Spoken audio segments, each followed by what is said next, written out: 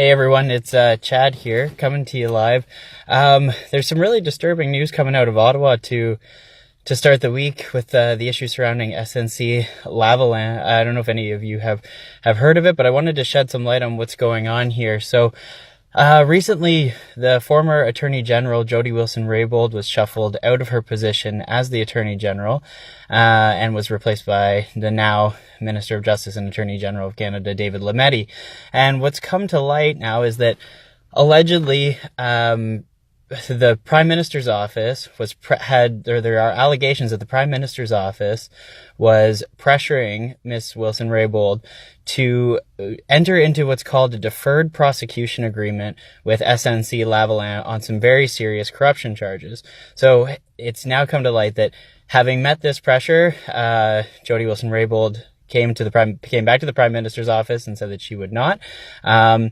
And we're having a hard time getting some straight answers out of the Prime Minister's office on whether, in fact, this is true. So, and now it's come to light that the current minister, David Lametti, has not taken a deferred prosecution agreement off the table. So it really makes you wonder on really who's telling the truth here and whether or not the Prime Minister's office was trying to insert itself into a criminal case. But the real problem here as well is these deferred prosecution agreements were not necessarily something that could have been done in Canada prior to 2018.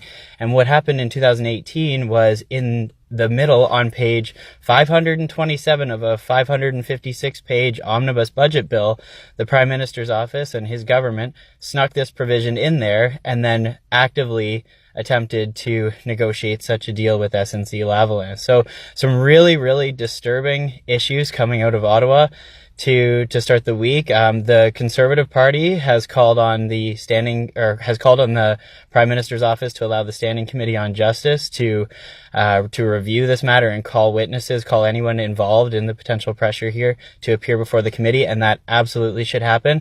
This is a government that said when they were running that they wanted to empower standing committees of the House of Commons, so now is a prime opportunity for them to do so. So we'll really hope to see that happen. And actually, just in the past hour or so, the ethics commissioner has announced that they'll be launching a full investigation into this as well. So just wanted to bring you up to speed. I think it's absolutely ridiculous that the Prime Minister's office is not being more open on this matter. They need to, simply, all they need to do is waive solicitor-client privilege, and Ms. Wilson-Raybould would be able to speak openly about what happened here. They have not done that so far, and hopefully they will do so soon, or at the very least allow the Standing Committee on Justice to do its job, do an investigation, and that they'll cooperate with the Ethics Commissioner to do so. And hopefully in more budget implementation bills, they won't be sneaking through prosecutorial options for corruption charges. So fingers crossed that happens. But we'll be watching closely, and until next time, thanks guys.